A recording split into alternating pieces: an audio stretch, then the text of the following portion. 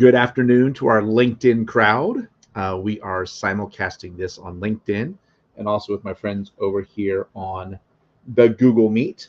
And so I'm going to wait for a minute or two for our audience to build. But in the short term, I'm just going to tell you all that it is an amazingly, amazingly beautiful day in central North Carolina.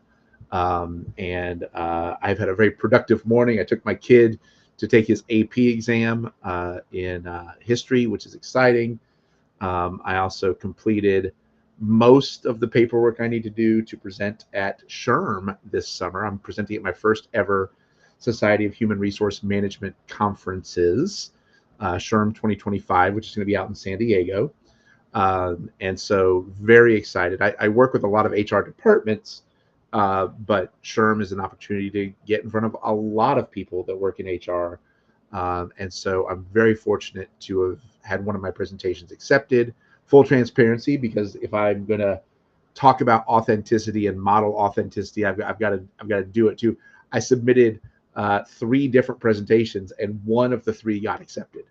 And so they told us on our orientation call the other day, I think they said they had something like 1,300 submissions, and they selected somewhere in the neighborhood of 250.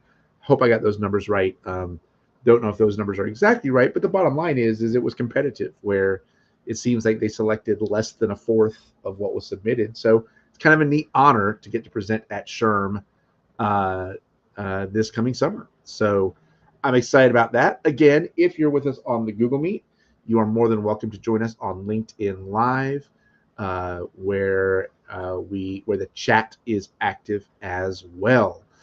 Speaking of LinkedIn Live, if you're with us on LinkedIn Live, I'm going to go ahead and share screen so you can see the presentation. Today's topic is the 7 key competencies to lead with emotional intelligence.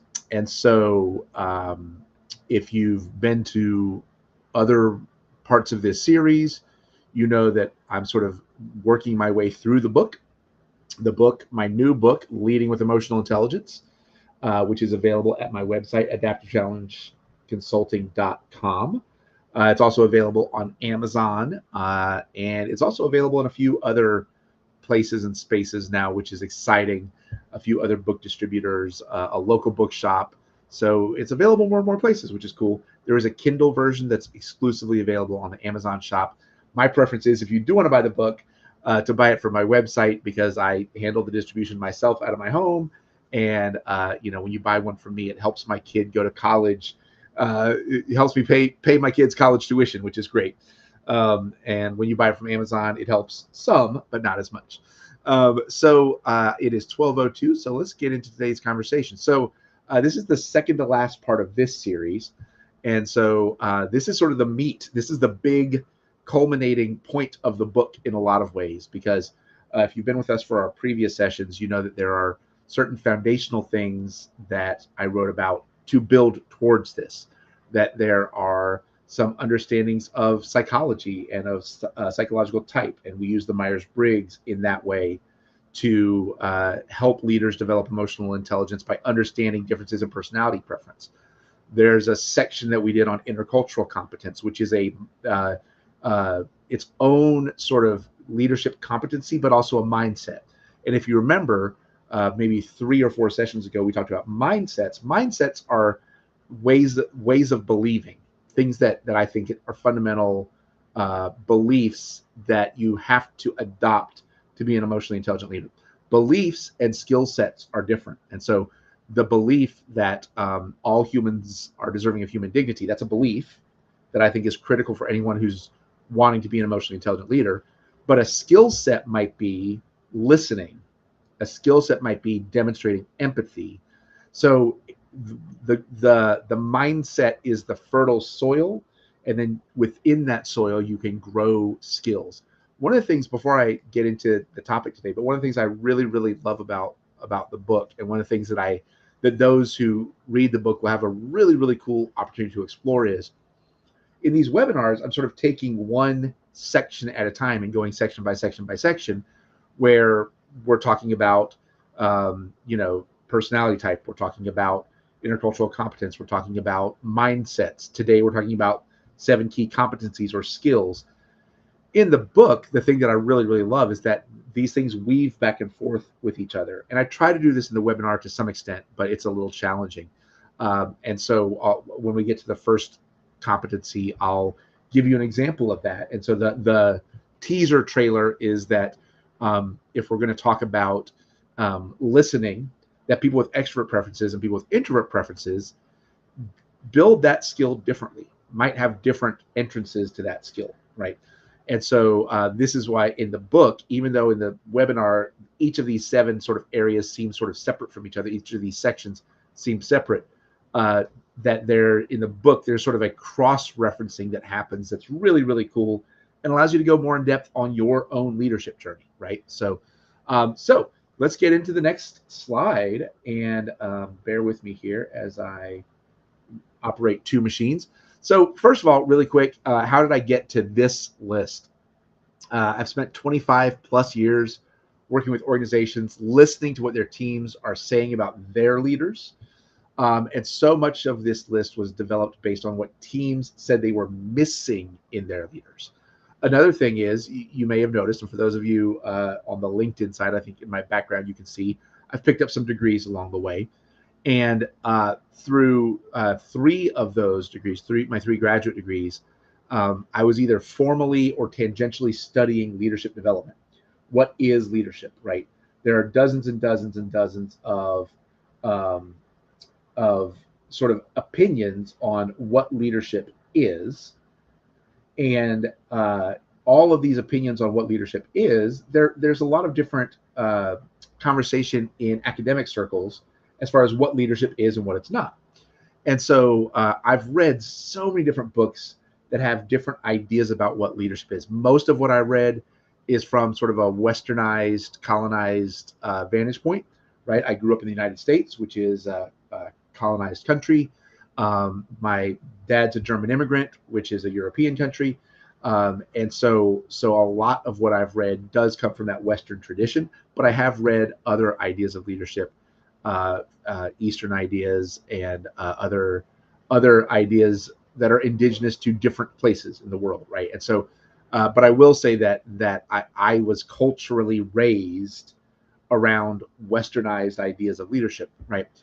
So the great thing about this book is it's half academic things that have been distilled into a format that doesn't feel academic, and half just my journey helping people learn how to be leaders over 25 years. And when I say helping people learn how to be leaders, I'm talking high school students, college students, people fresh out of college, people fresh out of high school, mid-career adults, senior adults, and everyone in between. I have a very extensive background working with lots of different teams about where they are on their leadership journey. So this slide right here, I think, is kind of neat because this is some different lists that are out there, right? If somebody does a Google search and or looks at some of the academic literature, you're going to see some different lists. Some of them are alliterative, and I love an alliterative list. Like you see the 3rd column there, it says conscientiousness, compassion, and connectedness, and I think that's great. Conscientiousness, right? The conscientiousness includes sort of ethics. Compassion, which includes, I think, empathy and some awareness. Connectedness, right? Relationship, listening, I think, can fall under there. There are certain things that can fall under those 3 categories very neatly. And there are other ways to slice and dice how we talk about emotional intelligence or emotionally intelligent leadership. The 4th column, you'll see emotional resilience, emotional regulation, self-awareness, social awareness, communication, interpersonal skills, and conflict management, right? The way that these are phrased is very much from what I think you would expect from a lot of MBA programs or people who write for business training programs. And we're going to pick apart a little bit of this as we go, but like emotional regulation, we're going to pick that apart a little bit in today's webinar. The very first one in the 1st column, self-awareness, self-regulation, motivation, empathy, and social skills. Again, social skills is a broad umbrella, right? The 2nd column is an acronym. And as someone who used to work in student affairs in higher education, I have a love-hate relationship with acronyms. Sometimes they are awesome, and sometimes you're trying too hard. I actually worked for a team once And in our handbook, we tried to describe everything that our division provided for students. And our acronym was SPIRALS, SPIRALS. But then we added wellness in, and so it became spirals. And it was hilarious that we were like, yeah, no, we're just going to stick with acronyms because why not? And so with acronyms, they're helpful devices to sometimes remember things, and sometimes they make you say things the wrong way, right? And so this one has leaders: listening, equipping, appreciation, developing, enlisting, relationships, and service, right? And again, one could question whether service is necessarily a component of emotionally intelligent leadership. Enlisting, one could question whether that firmly belongs in a list of emotionally intelligent leadership, because transactional leadership can also include enlisting. Transactional leadership, where, oh, I do something for you, you're going to do something for me, right? And we see some high profile politicians who talk about deal making and such, that think of leadership as though it is this sort of I do something, then you do something, then I do something, then you do something, a transactional way of quote unquote leading. And I'm saying quote unquote leading because I don't think that's really leadership. That's just advanced bartering, right? Bartering is, I'm going to give you something, you're going to give me something. But leading is more than that. In particular, emotionally intelligent leadership is more than that, because bartering treats the other person with whom you're bartering as just a factor in you trying to get what you want, just a one more factor, one more obstacle, even maybe, to you trying to get what you want. And that's not leadership. That's not really leadership. That's bartering. So these lists are interesting. And again, there are lists that are more derived from the academic literature, ones that are more derived from sort of some cute business acronyms and things like that. But so what I'm going to draw focus to is I'm highlighting some things where there's some crossover. So on this slide, I show some crossover where there's some things that show up on multiple lists, where if they're showing up on multiple lists, I think we can talk about them with more depth. And of course, the other thing is, some of these words are broad enough that they could kind of be anything, right? And so in my book, I try to get pretty specific on what are the actual 7 key competencies that emotionally intelligent leaders need, right? Because social skills could encompass multiple things, right? There are a lot of pieces here that could encompass multiple things. So the list I came up with, and this is in the book, this is the list that I came up with. And it does, in fact, make an acronym. And I struggled with whether I wanted to do an acronym or not.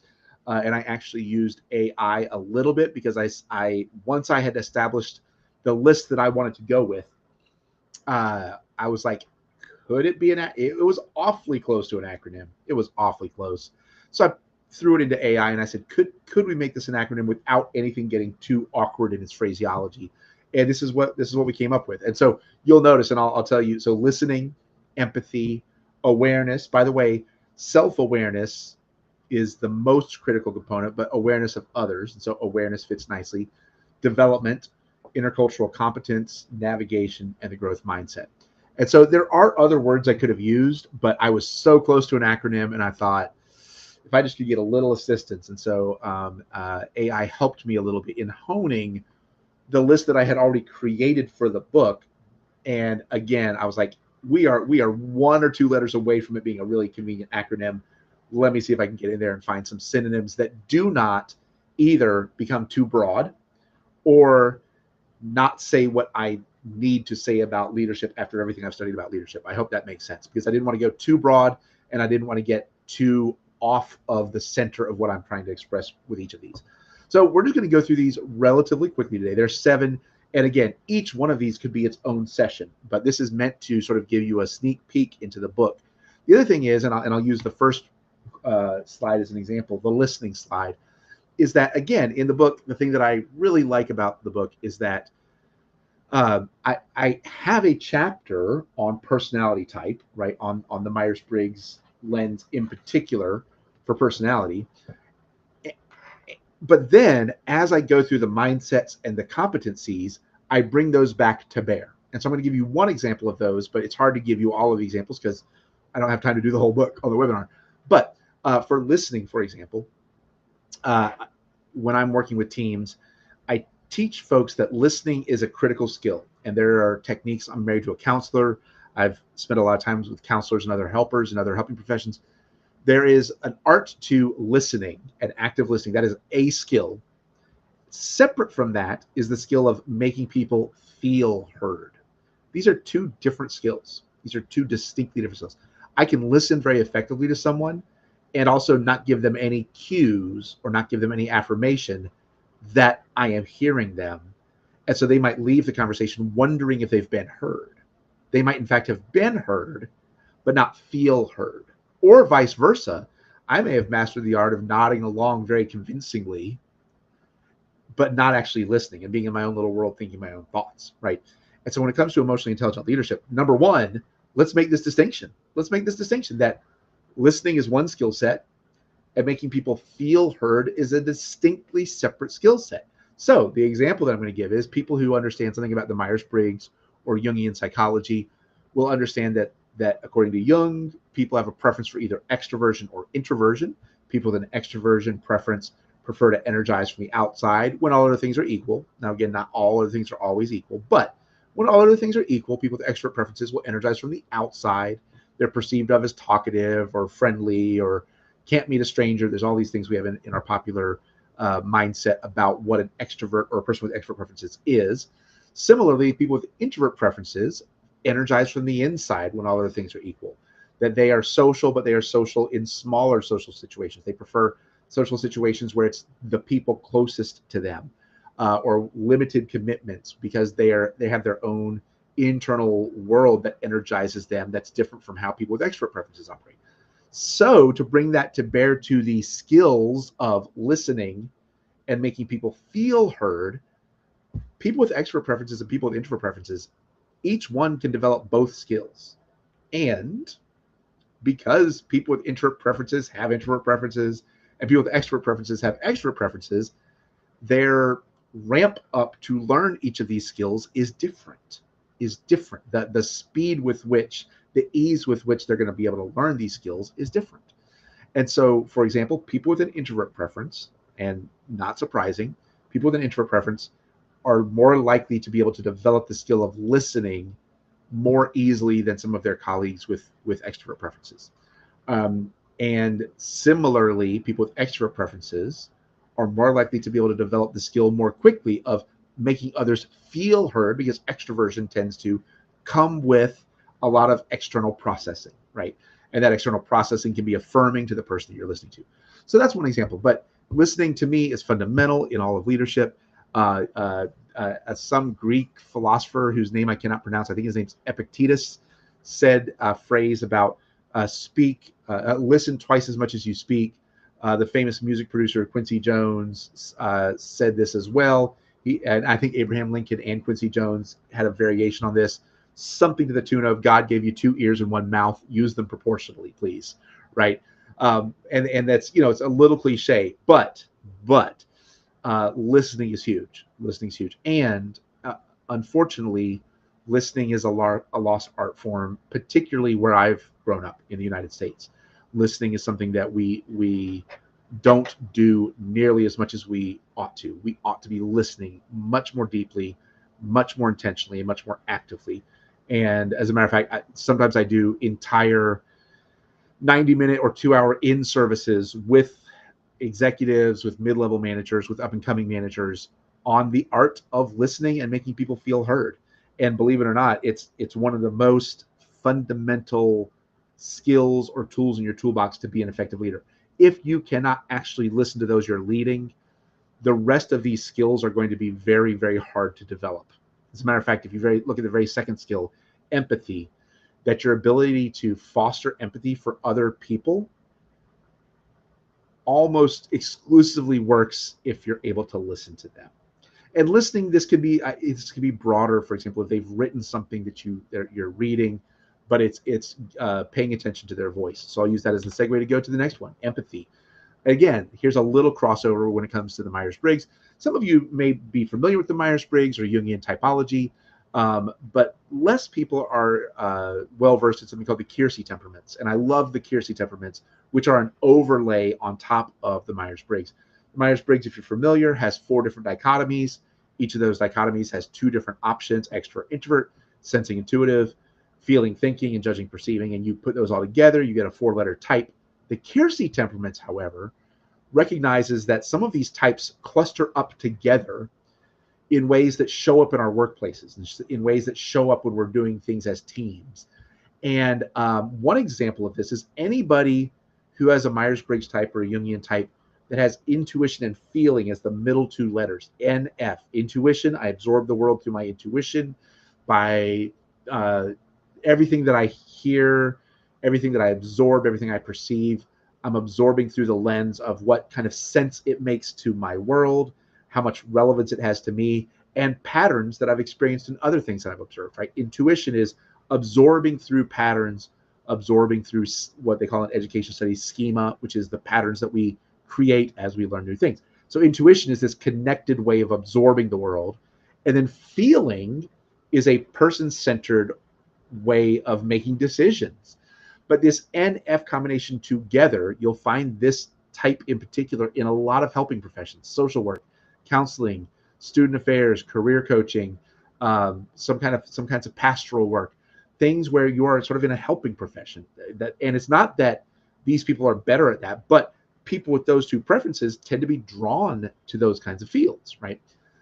So what's interesting is, in my experience working with leaders in lots of different organizations, people who have an idealist preference, they almost show up with empathy typically. And even if they don't show up with empathy, teaching them empathy is pretty darn easy, because the things that they need to understand to build real empathy for others are very much match their preference for absorbing the world through intuition, and very much match their preference to make decisions through feeling.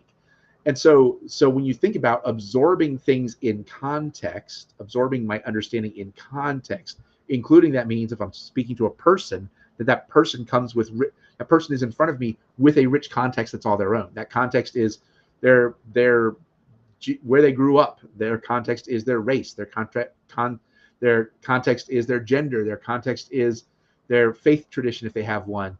Their context is their socioeconomic background. They have all of this context, and people with an intuitive preference have a preference for trying to understand the context around the person. When it comes to building the skill of empathy, that's key. That's clutch. It's very, very helpful.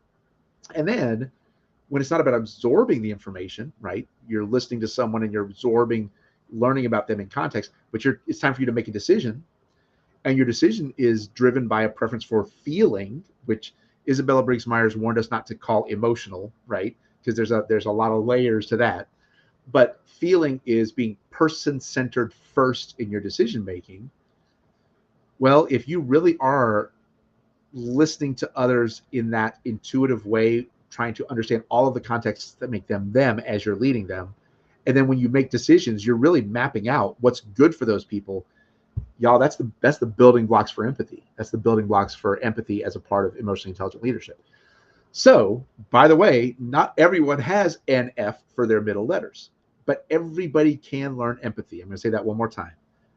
Everybody can learn empathy, separate from folks with certain disorders like narcissistic personality disorder or things like that. And I am not a mental health professional, but there are a handful of psychological disorders that short circuit empathy, right? Psychopathy, people call this. But outside of that, empathy can be learned. Empathy can be learned. So if you know your Myers-Briggs type and you do not have N, F in the middle, maybe you have N and T in the middle. Maybe you have S and F in the middle. Maybe you have S and T in the middle. Different ones of those are going to have a different ramp up into learning how to be more empathetic in your journey towards emotionally intelligent leadership. And I hope that makes some sense. If anybody has questions or comments, you can put them in the chat. And again, the LinkedIn chat's very easy for me to see. The Google Meet chat, a little harder, but I can, if I'm active in checking it. But just know that empathy is a skill that anybody can build on their journey towards becoming an emotionally intelligent leader. And some people have some preferences that are going to make the learning quicker, make the learning easier. They have certain preferences that support the things they need to build the skills. I hope that makes sense. Kind of like extroversion and introversion. If you can zoom back to this, just another example. People with extrovert preferences are perceived sometimes as being good public speakers, or that public speakers are often assumed to be people with extrovert preferences. Anybody can become a good public speaker, but here's the connective tissue, and I hope this gives some more context on this conversation about empathy and intuition and feeling, is that people with extrovert preferences may more regularly seek out opportunities to process their thoughts externally, oftentimes verbally. And if they seek those opportunities out, they get more practice at it. And if they get more practice at it, and then they move onto a stage and do it, they've got more practice at it. Because a preference led them to seek out the opportunities that got them more practice. But someone with an introvert preference who really does commit to practicing can be an amazing public speaker. One of the best public speakers in my lifetime in the political sphere, and this is separate from politics, was Barack Obama, who's an introvert, has an introvert preference, and was an amazingly skilled orator who was also having to thread an intercultural needle of being the first Black president, trying to convince a mostly white electorate to vote for him, right? And to not alienate the people in the Black community, right? Having to thread the needle of how much code switching do I need to do or not do to thread the needle, right? And and again, Obama had an introvert preference, right? And was an amazing, amazing speech maker. So again, empathy is something we can all learn. Let's go to the next one. The next one is self-awareness. My dear friend and colleague, Dr. Kelly Dixon, who wrote the foreword to my book, does significant work on this. As a matter of fact, her dissertation was about self-awareness in leaders in part. And some of the research that she points to and that she cites, and some of this comes from the workforce, I think, in England and maybe some other places in Europe, but overwhelmingly, followers report that their leaders are very, very not self-aware. I think it's less, the research that she was citing, I think it's less than 18% of leaders are perceived as really self-aware by those they lead. And it's hard. We are in our own little bubbles. I have my thoughts. None of y'all know my thoughts because you're not in my head. And my thoughts trip me up about how other people might perceive me. I can ask you all on here, how do you perceive me? But even the words you use are going to mean something different to me than they might mean to you. You might be trying to convey one thing, whatever. And so self-awareness is rare. And honestly, the more, and we're going to get intersectional here for a second, because if y'all have been on my sessions, you know I'm not afraid to just name these things. The more privileged identities you have, the less pressure there is to become self-aware. In other words, as a white man who's cisgender, who's not currently disabled, who's college educated, who's middle class, all of these things insulate me from having to reflect too much on how others perceive me. They insulate me from that. That's part of what makes privilege so insidious and so tricky, is the people with it don't have to face it, right? There's no incentive for me to explore my privilege or challenge my privilege. There's zero incentive for me to do that unless I want to become a more emotionally intelligent leader, right?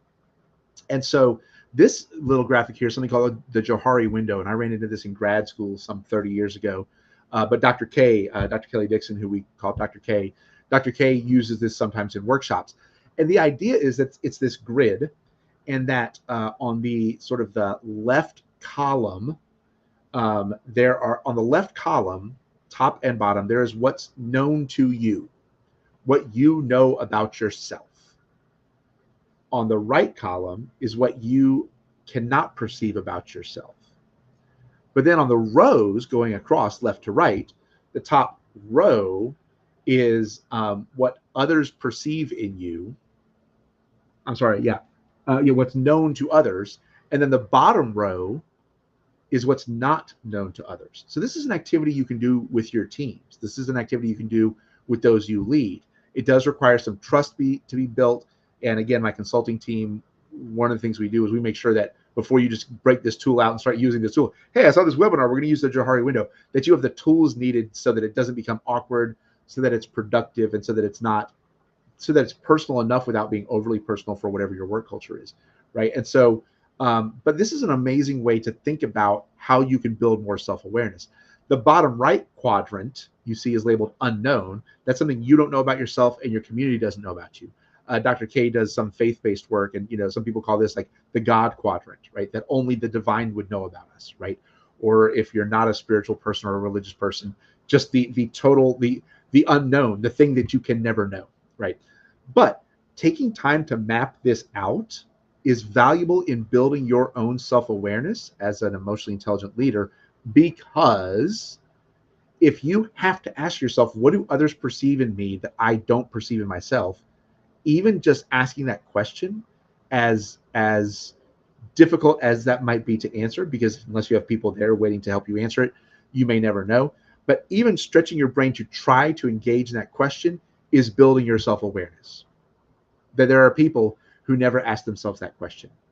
And if you ask that question and you really fail at coming up with the right answer, guess what? It's okay. You've at least asked the question. And even in that asking, you are developing and cultivating more self-awareness, which is a critical, emotionally intelligent leadership trait. By the way, this does cross over to culture too, right? And so self-awareness. I got to be aware of my whiteness. Everywhere I go, I'm white. I'm white 24/7, 365. I'm always, always, always white. Whenever I show up, the thing is though, I don't always feel white deep down, right? I don't feel my whiteness every day, but if I enter a room, my whiteness is one of the first things people notice about me, right? And so self-awareness intersects our identities and cultures as well. I'm the child of an immigrant. I'm I'm a leadership development trainer. I'm a educator. I'm a mentor. I'm a writer. Like these kinds of things. All of these things go with me everywhere I go, and so self-awareness is digging into that some. So the next one is development, and the example I give for this, and this is my master's degree was in what's called college student development. It was in a department that at the time was called the Department of Human Development and Psychological Counseling. The short version of this is that in psychology there are different fields of psychology: behavioral psych, developmental psych, other forms of psychology. Um, Developmental psych is what I prefer, and it has been the most useful framework and understanding for me, because what developmental psychology suggests, what the developmental psychologists have uncovered through research, is that the way that we each make meaning of our world gets more complex the longer we are around. So my example there is, are there monsters under your bed currently, and have you checked? So, when I was like 2, 3, 4 years old, I don't know about y'all, but I was convinced on some level that there were monsters under my bed. Like I would like call my parents in to check, or I'd shine a flashlight under there, or whatever. And I legitimately, as a little kid, thought that there could be monsters under my bed, and I had a real emotion about that. There were not monsters under my bed, but my emotion was real. My emotion was real. The way I was making meaning about my world suggested that, well, I can't see under the bed, and I've seen movies with monsters. They tend to hide under the bed. Therefore, there could be monsters under the bed. By the time I was in my teens, I was no longer scared that there were monsters under my bed. This is what we mean by development, psychological development. It's not as though anything changed about my bed, but the way I was thinking had gotten more complex, and I learned that in fact monsters aren't real in the way I was thinking about them as a child, and that if they're not real, they are certainly not under my bed. By the time I was a teenager, my attention had shifted from, are there monsters under my bed, to, do my peers like me? Am I cool?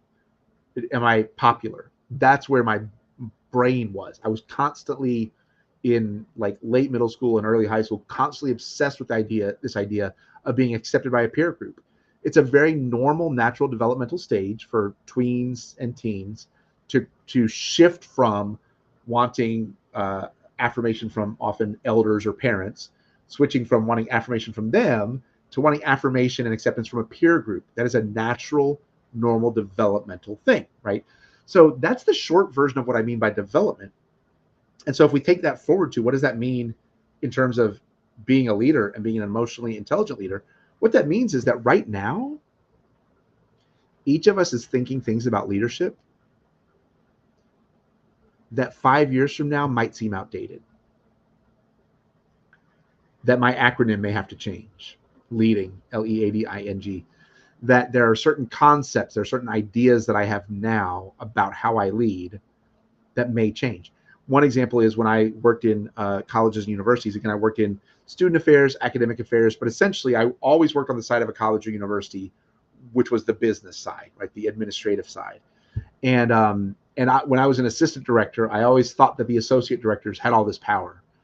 And then I became an associate director, and I thought, well, clearly the directors actually have the power. And then I became a director, and I was like, well, maybe the directors don't have the power. Maybe it's the assistant deans that have the power. And then I became an assistant dean. And then I noticed by the time I was an assistant dean, in my development of how I thought about what leadership was, I realized that the title did not give you leadership.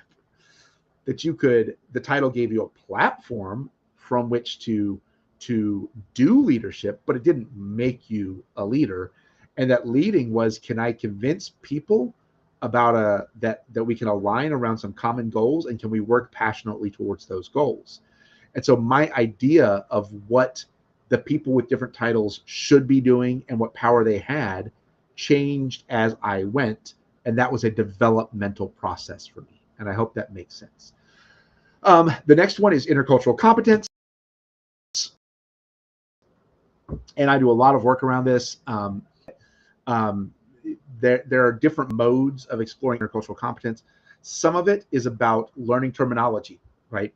That you can develop. And as a matter of fact, this is the thing I'm going to be presenting on at SHRM, is at some point, there were different words for communities. Some of those words were slurs. Some of them weren't slurs, but were not very accurate. Some of them were accurate, but then that community spoke up and says, well, we prefer this.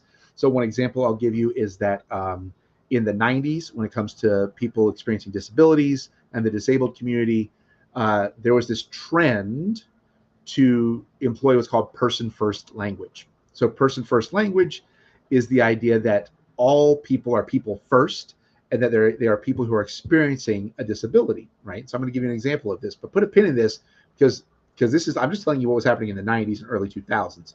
We're about to evolve this, but my wife once had she was a school counselor, and she once had a parent come to her, and I'm just going to quote the parent. The parent said, "This is my daughter Emily. She is Downs.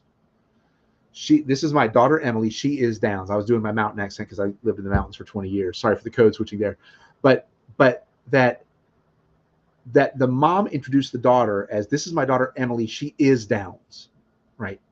Person first language, driven largely by the people who were in that community and people who worked in disability services or special education, etc., realized that that's not putting the person first, and that a more appropriate way to say it is a person with Down syndrome. A person with Down syndrome. Let's use our language to remind everybody front and center that this person is a person with this disability. Okay, well, and that's great. I think that teaches us something.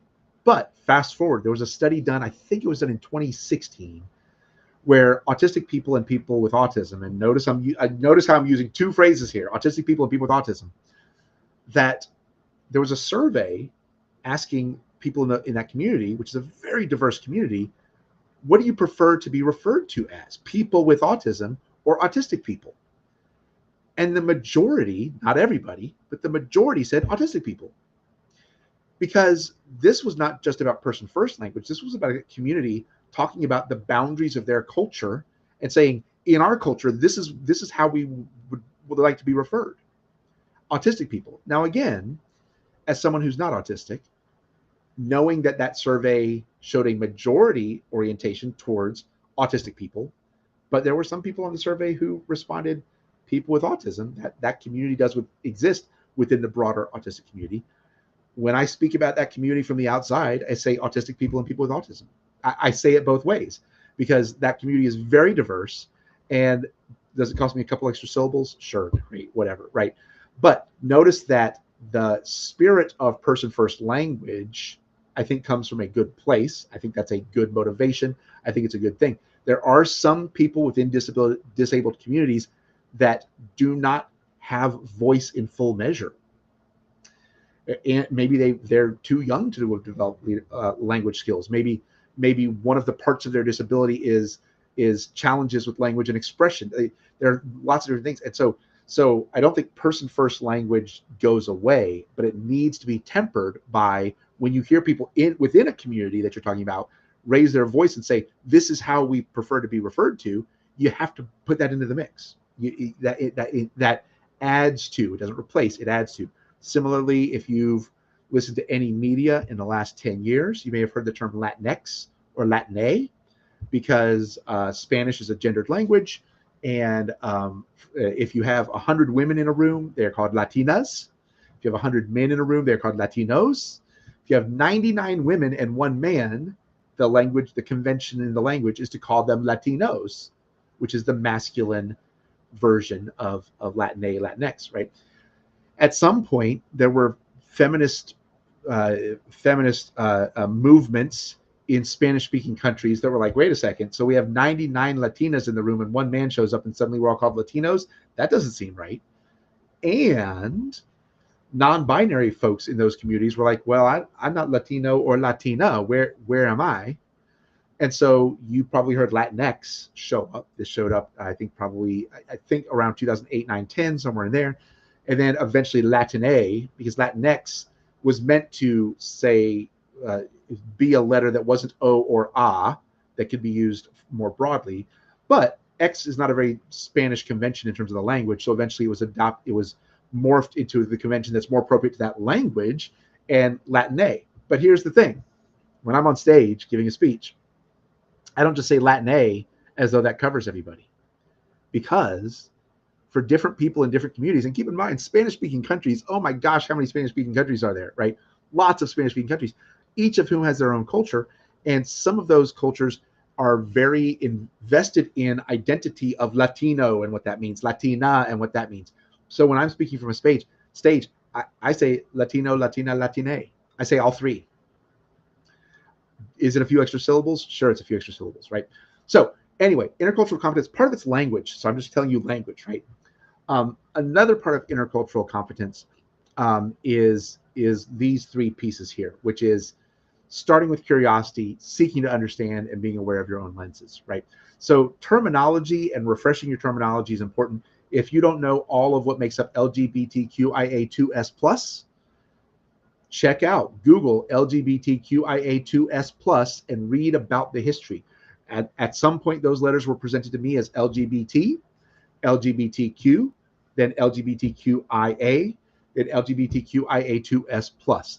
So understand that the letters each are representative of a different community that have been sort of lumped together, and some of that lumping together is messy and shouldn't even be lumped together. Like I think that trans people's gender identity, if they're transgender, that's separate from sexuality.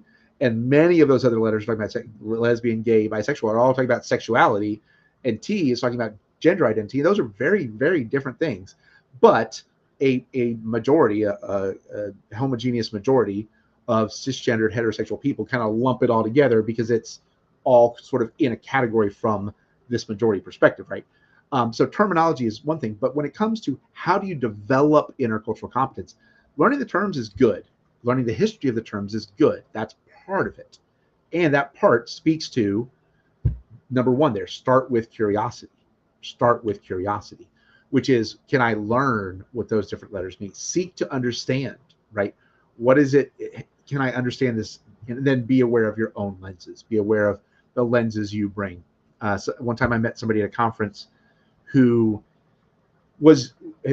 gender expression represented things that I had grown up perceiving as both masculine and feminine, right? Most people I meet are adopting a lot of masculine gender expressions or a lot of feminine gender expressions, but this person was adopting a little of each, for me it was a little bit jarring at first, right? There was a human with a full beard who was about 6 feet tall, who was also wearing a yellow sundress, right? And so I'm going to be real. My initial feeling was that I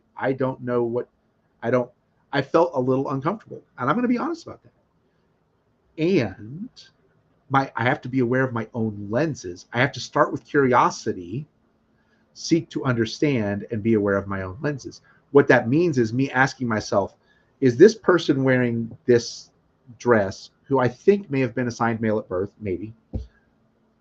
Are they making me feel uncomfortable? And if that's so, when I see Scottish men wearing a kilt, does that make me uncomfortable? But what's different, right? What's different? So me being honest about my feeling about it, but then also making sure that my feeling doesn't get manipulated into fear, doesn't get manipulated into getting misinformed about the experiences of people in different communities. That I start with curiosity. We had a conversation, and the person shared with me that their pronoun was they. Cool, great. Seek to understand. I didn't have the kind of relationship with them where I would necessarily ask, and it's not my business really. But there might be people with whom I have a relationship that choose to do gender expression in ways that aren't binary, that I can ask, right? And I can try to understand, or I can read literature uh, that to help inform me. There's a great, if you're curious about these issues in particular, there's a great web series called by a person named Ash, and Ash uses the they pronouns, and it's called the ABCs of LGBT. It's a YouTube series, the ABCs of LGBT. Great series.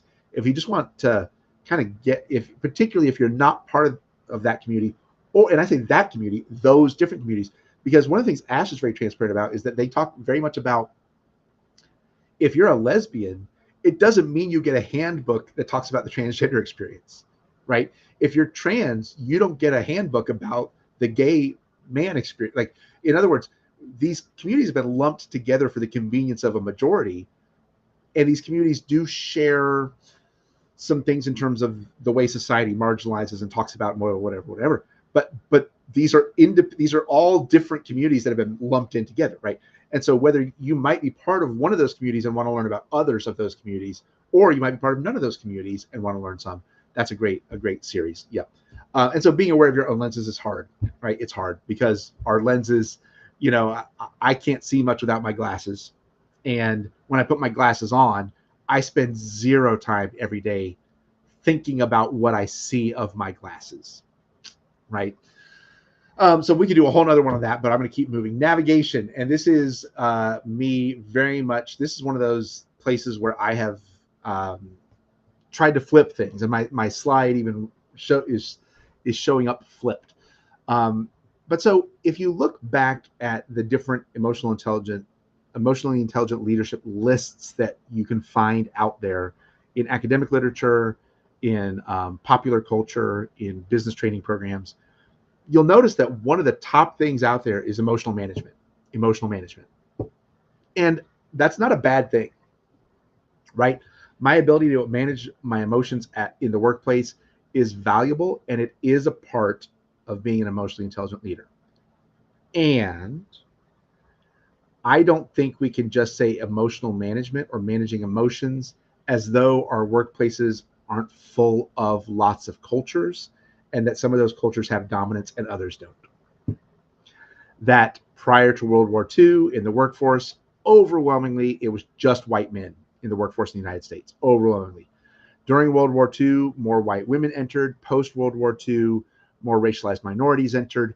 And even after that, even after decades of that, the management, the directors, the vice presidents, the CFOs, the CEOs, the COOs, the leadership were still overwhelmingly white men. What this means is what is deemed professional was set by white men during the Industrial Revolution in the United States. What is professional decorum in the office? What does that constitute? When women entered the workforce, managers didn't call time out and say, well, hey, we should reconvene and start from scratch on what we mean by professional in the workplace. How much emotion is or is not welcome.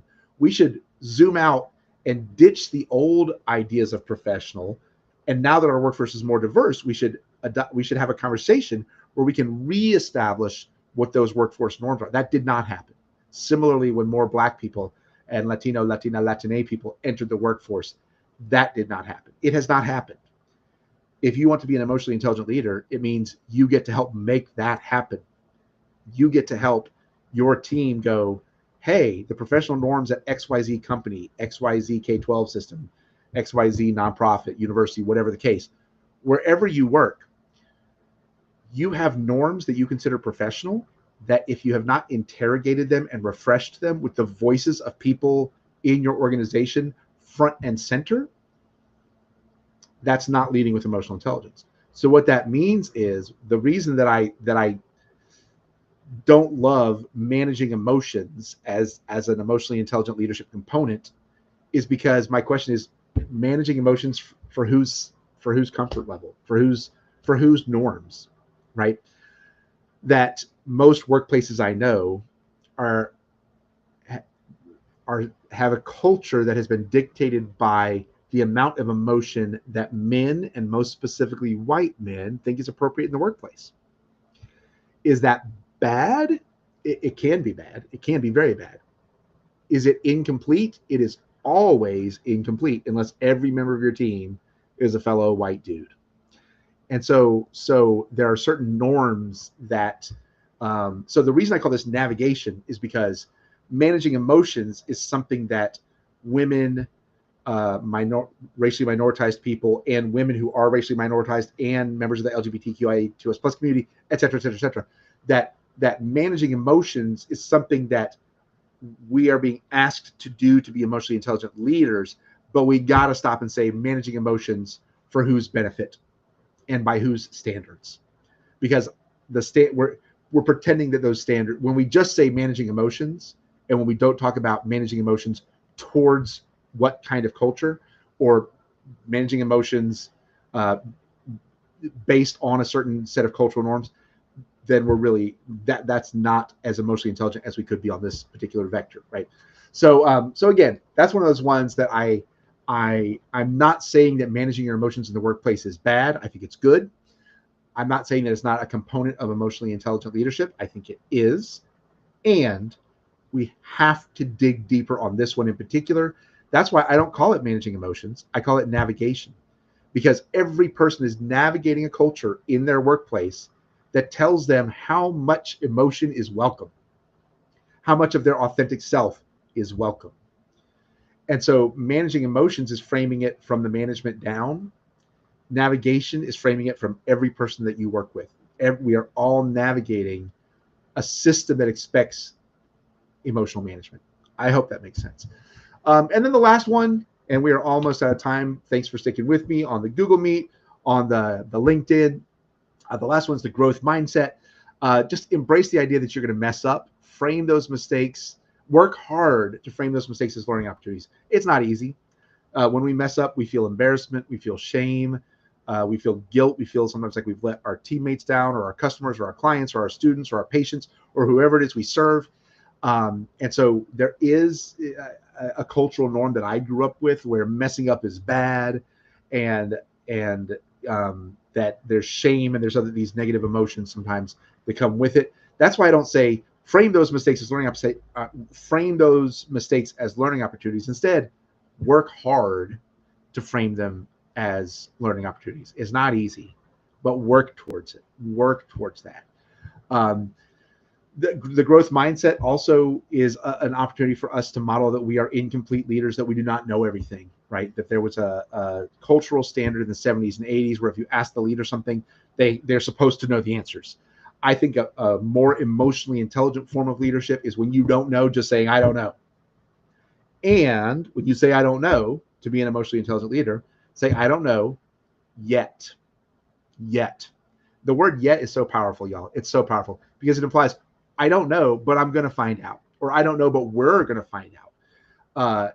Or I don't know because it's not knowable because there's data that hasn't come in yet, but we will go get that data. We will figure it out. We will find out yet. And by the way, since I'm mentioning data, next week's session is about being strategic in your emotionally intelligent leadership, where the question is, how can you evaluate, measure, and assess emotionally intelligent leadership? So a little preview of next week is we're going to talk about assessment. We're going to talk about measurements. We're going to talk about so you do a workshop, you bring my company in or another company in, or you do some webinars, or you do some professional development. How do you know when you're getting more emotionally intelligent as leaders? How do you measure it, right? But saying, I don't know yet is a powerful way to exhibit leading with emotional intelligence. And I recognize that saying I don't know has a different sort of social capital cost depending on your identities, right? As a white man, at no point would I ever say I don't know and imagine that that was reflecting on all of my community, that that everyone in the room thought, well, oh gosh, that's white men for you, right? Right. Whereas women, racialized minorities, people who are women and racialized minorities, etc., the cost of saying I don't know is higher. It is. It takes courage for any leader to say I don't know, but it takes, like, I don't know what the magnitude of difference is, 10 times as much courage, 20 times as much courage. I don't know. I don't know that I'll ever know, but it takes a lot more courage for groups that have not been centered on in the creation of our work culture norms and our leadership norms. For those groups, for members of those groups to say I don't know, there's just a higher cost. So I just want to acknowledge that and say that my invitation is still to do that, but I'm going to put an asterisk by my invitation to just say, and I know the cost is a lot higher for people who don't share a lot of common ground with me identity wise, and I just want to acknowledge that. But trust me when I say that when I work with organizations, people who are the followers of leaders, whose leaders kind of fake it till they make it and say things that they like kind of can't say I don't know the answer yet, I don't know yet, that the followers don't respond to that usually. That followers want authenticity. And if you don't know, say I don't know, and then be a leader and be like, but we're going to find out. We will find the answer out. I don't know this yet, and we're going to find it out. That is far more powerful than pretending you know or chastising people for putting you on the spot or whatever, which again, I'm not going to talk about current politicians, but I notice in some political spheres that admitting mistakes is something that some people just will never, ever, ever do, right? Just saying, hey, I messed up, or I don't know the answer, or whatever, right? So finally, this little promo, this is my book, this is my course. I was telling a friend yesterday, or no, Wednesday, I was working with a company, and their HR director, to me, is a rock star, and I think we're gonna be buds one day. And I was telling her, I'm like, my book sells really well, and my course does not sell that well, but I think my course is even better than my book in some ways. And so my course, in particular, if you're curious about Jungian typology, and I don't know if you're seeing these little crossovers and the Keirsey temperaments, there's a whole section in that course about how do you manage stress? How do you manage stress specific to your personality type? Y'all, there is some deep, powerful stuff here that can really help you manage stress for yourself and learn how to manage stress for your team. And that's in the course, not in the book. In the book, though, we do scratch the surface on the personality part, and you get a little bit of a feel for the most basic part. But my book is available now. I would love it if you bought books from my website and told all your friends to buy it as well. I would love it if you bought my course as well, because it's a deeper dive on these things. So next week is the last in this particular series, and next week is going to be about, sure, you've sat through some webinars. How do you with your team measure, how are you able to assess whether you're becoming more emotionally intelligent? My company has something called the ACC 10-factor assessment, which we've built over many, many years of looking at different leadership assessments and what they're asking, what they're not asking, and then also just having conversations with leaders and their followers about what they think are the most critical components sort of in an everyday work environment. And we've created this amazing assessment where you get that 360 view. Managers and those they manage both get to do a version of it that we get to compare and contrast, which is a really, really cool tool. And I'll talk a little bit about that next week. But otherwise, thank you for joining me today. I hope you have an amazing, amazing Thursday. Take care, my friends. Take care.